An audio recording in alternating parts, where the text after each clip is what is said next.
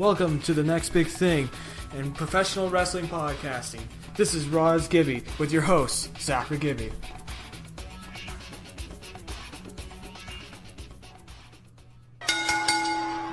Welcome to the Raw is Gibby podcast, coming at you from parts unknown. It's Zach Gibby, bringing you the next big thing in wrestling podcasting. Remember that if you like this podcast, to leave a like and subscribe to the Raw is Gibby YouTube channel to get you up to date on the latest wrestling reviews and news. Don't forget to also leave a comment on the podcast if there's anything you want me to improve on for future podcasts.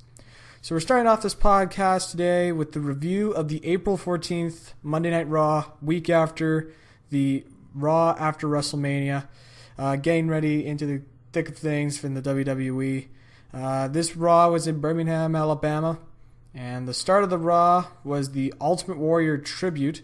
It was really solid Ultimate Warrior tribute. Very much captured the legacy of Ultimate Warrior. You know, it was great to see all the clips and, Triple H talking about how big of a deal that Warrior was. And it was great also seeing Stephanie and Triple H, although Triple H may hold a little grudge against him for the absolute beating he took at WrestleMania, but I highly doubt that. That was a long time ago, and Triple H is definitely a lot better than what happened at that WrestleMania match. But a very good tribute. It was nice that they rang the bell in silence. They rang the bell 10 times, I believe. And it was just really good, and all the superstars were out on the stage. And just a very solid tribute. The WWE production team does not get enough credit for the videos that they compile. It's just the videos that they compile, the promo videos are just absolutely well done, and we need to give them more props to that. So anyways, we'll move on to the first match, which before going to this match, before Raw was announced, before Raw went on the air, an Intercontinental title tournament was announced before Raw. And so we had a bunch of matchups today in the quarterfinals, and we're probably going to see the semifinals next week. So we saw all the quarterfinal matches, and this is the first one, which was returning Rob Van Dam versus Alberto Del Rio in the Intercontinental title tournament. This match was kind of sloppy. I mean, Rob Van Dam is probably trying to get back into the thick of things. I know he has had much better matches with Del Rio, but this was just, the match just seemed completely off, especially that big botch nearing the beginning of the match. But it started to pick up, and it got a bit better, and Rob Van Dam's a good wrestler, and he's doing well for his age. And considering high flyers don't really last that long. But, it was a solid match. Just a lot of botches, kind of. Well, not botches, but it was just, it seemed off, and it just, it could have been a lot better than what it was. That was the Rob Van Dam versus Alberto Del Rio match, in which we saw Van Dam pick up the victory, which I was actually a little surprised about, because I said that Del Rio was going to either win the title tournament, considering the rumors going around that it was going to be Del Rio versus Biggie Langston, which I actually thought was a good idea because Langston and Del Rio have that chemistry. Del Rio is a very solid in-ring wrestler. I mean, he's as bland as paper, but he is a very solid in-ring wrestler, and they need to try and utilize his talent better. So maybe they get him in the mid-cards there too, get after that Intercontinental title. But nope, he was eliminated in the first round by Van Dam. I think he's going to get eliminated because the next opponent, he's definitely going to be eliminated. I'm not going to spoil it. I'll just say it later. But the next match on the list is Cody Rhodes and Goldust versus Ryback. It was actually not too bad of a match. It's just a god-awful mix between Ryback's theme and Curtis Axel's theme. It was just god-awful. I'm sorry, but what was it, Jim Johnston or whatever the music guy's name is? Very, very solid music guy, but this is not one of his better mixes. I mean, it's just, it's so bad to listen to. I mean, Ryback's music is good, but then there's Curtis Axel's Mr. Perfect tribute song playing in the background, and it's a trumpet, and it just doesn't go well with it. Anyways, I'm getting off track, but that's just an awful theme song in my opinion. But it wasn't too bad. I actually think that Cody Rhodes and Ryback, when I was watching this match, share a lot of really good chemistry. I don't know if anyone else saw it, but they had some really good chemistry, and I think they can put on some solid matches if they were to go into singles. But obviously, with the way that Ryback and Curtis Axel are going, I highly doubt we're going to see that anytime soon. But yeah, it was actually not too bad between these two wrestlers. I believe that Ryback and Curtis Axel are the number one contenders for the tag titles, but I could be wrong. They shouldn't be, but considering the amount of competition the Usos have, I guess this is the chance for Ryback to get their spotlight a little bit. Boy, has Ryback ever fallen from grace, though. You know, like at this time he was challenging for the WWE title, John Cena, and now he's, you know, in a tag match, in a mid-card tag match. It's just a huge fall from grace from Ryback. Curtis Axel, he's a good wrestler, but it's just he's very, very bland. He has no charisma, and he doesn't speak very well, but he's definitely a solid in-ring wrestler. So I guess that saves him from a lower card spot. I think he is a solid mid-carder at best. I don't ever think that he will move up into the main event. I could be wrong and if he improves, but from what I'm seeing from Curtis Axel, he is a solid mid-card guy. And unfortunately, that kind of sucks for him considering he has to go under the legacy of his father.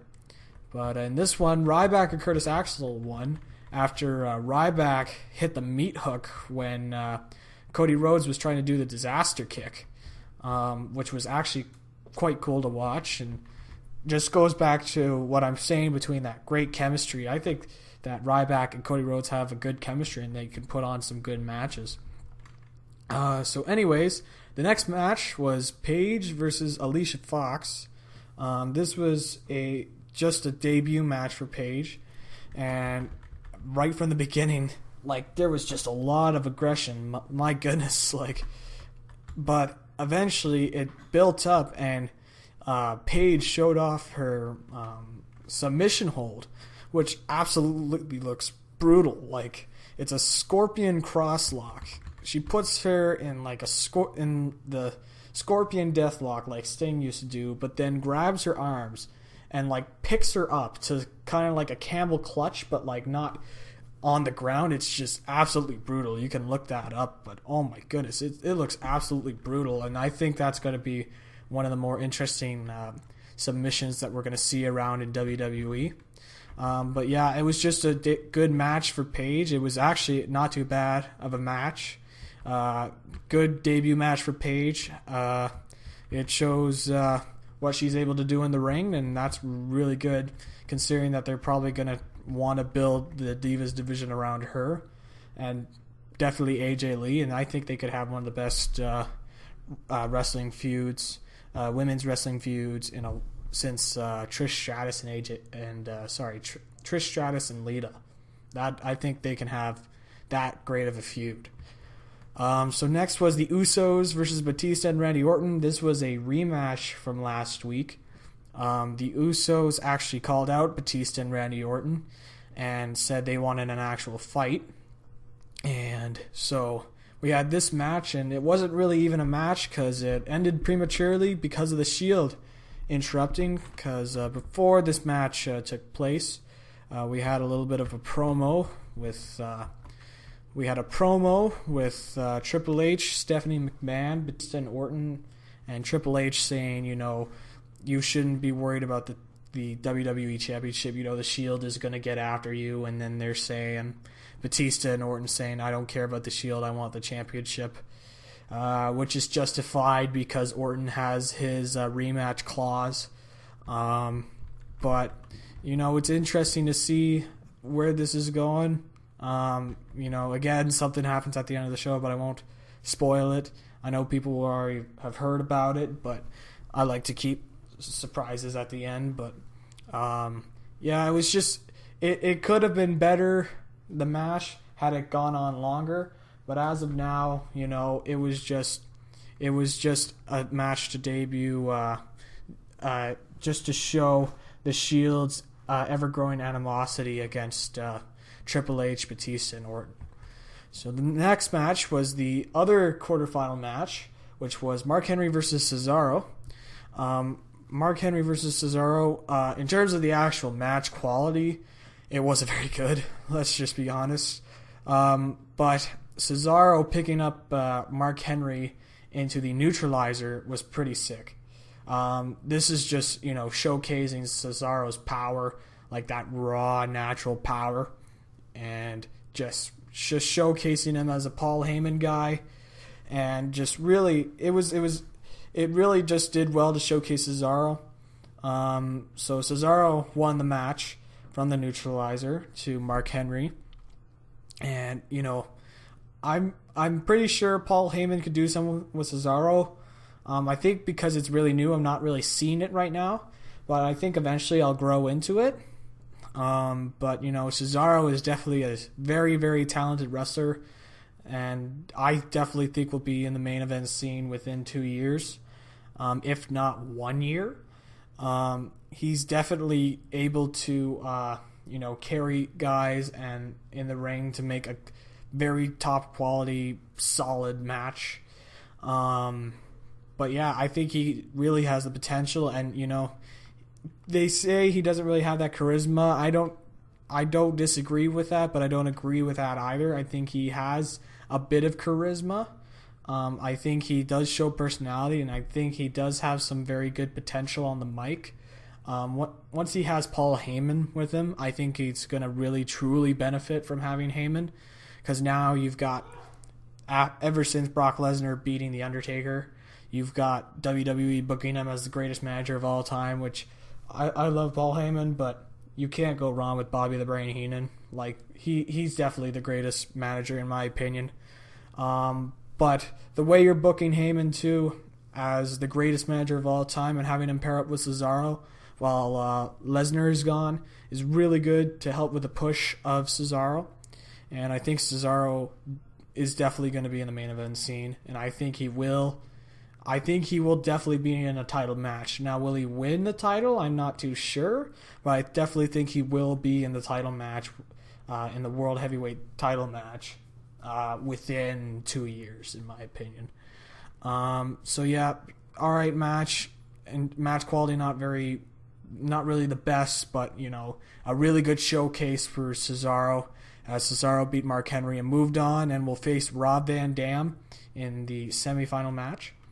So the next one was just another squash match for Alexander Rusev, but this was against Xavier Woods, which I'm not very happy how they're using Xavier Woods right now, considering that he's probably just up in the main roster as a guy to say, oh, this guy went to school and he's educated. If you really, really cared about your wrestlers, WWE, you push him to at least a mid-card title. Like, I wouldn't be too disappointed if Xavier Woods went for a U.S. title and faced Dean Ambrose. I think a Dean Ambrose versus Xavier Woods match would be a very cool match to watch. Something very, very fresh and something interesting to watch, considering the two personalities of Xavier Woods and Dean Ambrose. Rusev did the typical Rusev stuff if you watch NXT. You have Lana out there, his manager, and it's essentially just Rusev taking orders from Lana, because Rusev knows barely any English. Obviously part of his gimmick, because I think he knows a hell of a lot of English. But, it wasn't bad. It was just, clearly a squash match for Rusev. I'm wondering what they're going to do with Rusev, because his gimmick is very 1993, but I think it can work with the right amount of push to Rusev. But, I guess we'll see what WWE will do with Rusev, but I think he definitely has a lot of potential to be a good wrestler. Main event, That's a little iffy. He's definitely got the build and the look for it. I'm not sure about wrestling ability once we see more wrestling matches, because even some of the wrestling matches in NXT were essentially squash matches. But yeah, so Rusev beat Xavier Woods, and it was just, it showcased the dominance of Rusev. And people, I mean, it's good to show off Rusev, but I don't know. I'm not seeing Rusev right now. But yeah, I think Rusev definitely has potential. Just, I don't know if it's main event or if it's upper mid card or if it's mid card or just. But don't be surprised at all if he's used as a comedy gimmick within the next 2-3 years. But I doubt that WWE is going to do that. So next match was Sheamus versus Jack Swagger, which was actually a solid match between the two. This was the third quarterfinal match for the Intercontinental title. It's interesting to note just the former world champions are in this title tournament, which really pushes the value of the Intercontinental title by a lot, considering the people that are in the tournament. But anyway, Sheamus was facing Jack Swagger. Everybody pretty much essentially knew that Sheamus was going to beat Jack Swagger. I mean, unless they wanted to continue the feud between Cesaro and Jack Swagger and maybe do like the final match between Cesaro and Jack Swagger to be number one contender for the Intercontinental title match. For the Intercontinental title, sorry. That would have been interesting to see. But essentially, I think what they're trying to do is go for a Cesaro-Langston match. Give Cesaro the title belt. I think Cesaro will win the title tournament. And I think Cesaro will win the belt from Big E Langston. And then I think Swagger's going to challenge Cesaro. And then we're going to see an elevation of the Intercontinental title with Zeb Coulter and Paul Heyman on each side arguing, which would be awesome to watch, considering both guys' speaking abilities. But anyways, it was a good match. I liked the match. It was a solid physical match. Nothing really much to say. People were saying that was the match of the night. I don't agree with that. It was definitely one of the better matches of the night, but not the best match of the night in my opinion. But yeah, it was a solid match, and I liked it. Really showcased the talent of both guys. And then we went to a segment with Damien Sandow talking to the crowd on how he deserves a push, essentially. And he's saying how he's a former Money in the Bank champion. And you see Big Show came out and he's still talking. I mean, I don't know where they're going with this at all. My guess is the way that Big Show is acting to Damien Sandow. I think that maybe we're going to see Big Show turn heel soon, which would be the 1,672nd time that Big Show has turned heel, and probably counting. But I think we're going to see Big Show turn heel and team up with Damien Sandow, maybe. That'd be an interesting tag team, because with some of the tag teams that are going away in the tag team division, I think that if Big Show and Sandow were to tag team as a heel, they could be an interesting pairing, because Sandow is going nowhere right now, and I don't know what they're going to do with Big Show. But that'd be an interesting way to go. But yeah, there's nothing really much from this segment to take out of. But it'd be interesting if they did a Sandow Big Show tag team. I think we're going to see, essentially, because it is WWE, a pre-show match between Big Show and Damien Sandow. But you never know. I think it'd be cool to see a tag team with these two. Big Show is an experienced tag team competitor, and so is Sandow too. Him teaming up with Cody Rhodes, and they could have a cool feud with the Rhodes brothers. But yeah, just a typical segment. Not really. It just showed off Sandow's speaking abilities, really. But anyways, we had the Wyatt family promo. The Wyatt family coming out to talk about Cena, and a lot of people liked this promo. I did not really like this promo. I thought, I didn't really like the promo because it took a wrong turn for me. When Cena came out doing all the jokes, like typical Cena, I felt that was insulting the intelligence of the wrestling fan, in my opinion, because I felt like, this the angle they should be going for is the Wyatt family scaring John Cena, making John Cena look human. That would create a really cool feud between the two, and that's why their wrestling match at WrestleMania wasn't the best wrestling match, because they didn't really go after that aspect of John Cena being scared of the Wyatt family. And so when Cena came out with the babyface promo, it was just, not the greatest feeling in the world. But then he turned it around and got serious, and that's when the promo really started to kick up. But it may be just me, but I just felt like that promo kind of like hindered the possibility of a good Bray Wyatt versus John Cena feud. That's just my personal opinion. But I guess we'll see moving forward. It definitely picked up at the end, but like Cena doing the goofy jokes and all that, I didn't really like. And I felt, that they should be looking towards the angle of him being scared and trying to act tough maybe against the Wyatt family, and the Wyatts trying to bring out the evil within him, but not too much like Cena's feud with Kane a couple of years ago. Just nothing like crazy silly, but like, interesting, compelling storyline for Bray Wyatt and John Cena.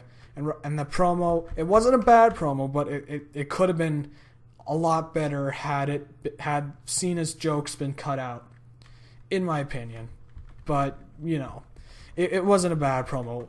I'm not saying it's a bad promo at all, but it's just, Wyatt had a solid promo, and Cena had a much better promo when he got off the jokes. So the next match was Santino versus Fandango. It was just a highlight of Fandango's new dancing partner, which was Layla. Just nothing great around this. Nothing built. You don't really need to go back and watch this match, to be honest. Yeah, it's filler. Santino versus Fandango. So then we had a promo for Stephanie McMahon talking to Kane. And this was my favorite promo of the night, because I guess we're going to see the return of the Big Red Monster, which is very, very interesting. And I'm guessing from the way they're presenting it, I think we're going to see Kane versus Daniel Bryan for the WWE title at Extreme Rules, and maybe see the rise of the Big Red Monster Kane and be a little bit more devilish. But yeah, it was a very interesting promo, and Stephanie McMahon really, really was on her game for that promo, and so was Kane too. Props to Kane. You would never think for a guy that didn't talk so much in the Attitude Era that he'd be such a good promo guy today. I think he's one of the more underrated promo men in WWE, and I think he's very solid on the mic. And it'll be interesting what they do now with Kane coming back to his Big Red Monster gimmick. So yeah, that was a very good gimmick. Promo. And so then we had our final quarterfinal match, which was Dolph Ziggler versus Bad News Barrett. This was a little bit more unpredictable, considering everybody wants Dolph Ziggler to win, but the way he's been pushed lately, wasn't going to win. This was, in my opinion, the best match of the night. That was just my personal opinion. But there were some good spots in the match.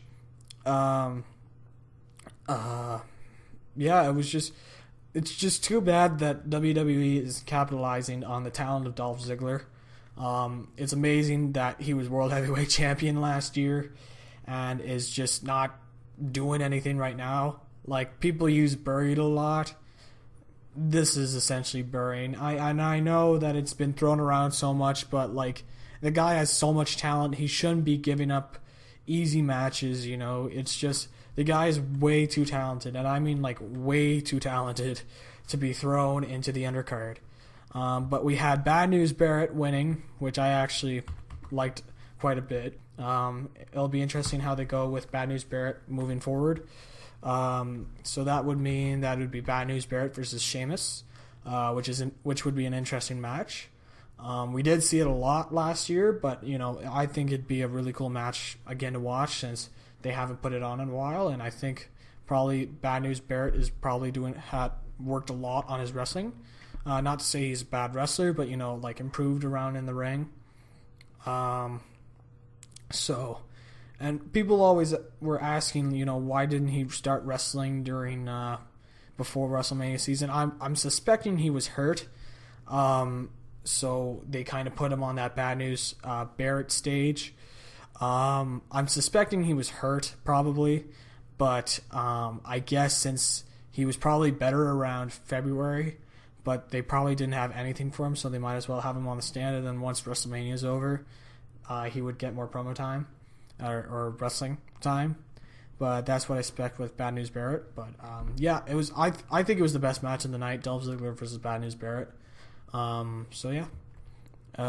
we had the final match / segment / promo, which was an 11-on-3 main event handicap match, which saw Alberto Del Rio, Jack Swagger, Fandango, 3MB, Titus O'Neil, Ryback, Curtis Axel, Alexander Rusev, and Bad News Barrett go down to the ring for an 11-on-3 main event handicap match. It was a very interesting match. But at the end was definitely what people remember with Evolution's music coming on. Yes, Evolution has reunited, which is very interesting. So that pretty much confirms Evolution versus The Shield at Extreme Rules. That will be an interesting match. We saw, Triple H and Batista and Randy Orton just assaulting all of the Shield members. It was just a very solid segment in my opinion. A really good segment to close the show, and it was just great to see the return of Evolution, and I'm interested to see after the Shield match what they do, if it's going to be short-lived or if it's going to be a little bit longer. I doubt Ric Flair is going to come back and reform fully Evolution, but you never know. I guess we'll see, but it's very interesting that they have Evolution form back.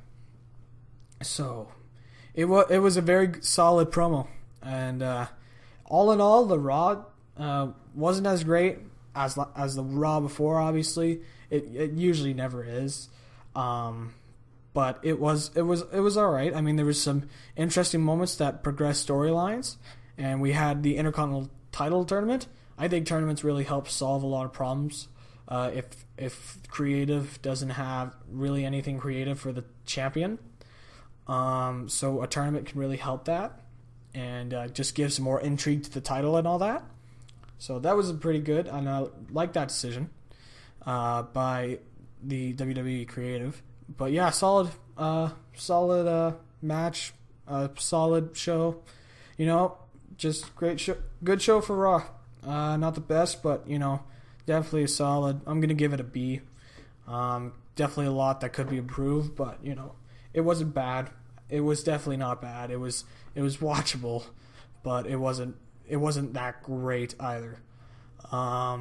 So yeah, just touch on some brief wrestling news. The news came out that Shawn Merriman signed a WWE contract. I'm interested to see what they're going to do with him. The rumor is they're going to do it like Steve Mungo McMichael, which doesn't sound flattering to me, considering how Steve Mungo McMichael did. But yeah, it's interesting that Shawn Merriman signed with WWE, and nothing new on Sting. But yeah, that's essentially it for WWE news. So if you want to leave a like on the video and subscribe to the Raw is Gibby channel, that'd be great. If you want to leave some comments and tell me how to improve on future podcasts, that would be greatly appreciated. Thank you for listening to the Raw is Gibby podcast, and I'll see you next Wednesday for the next Raw review.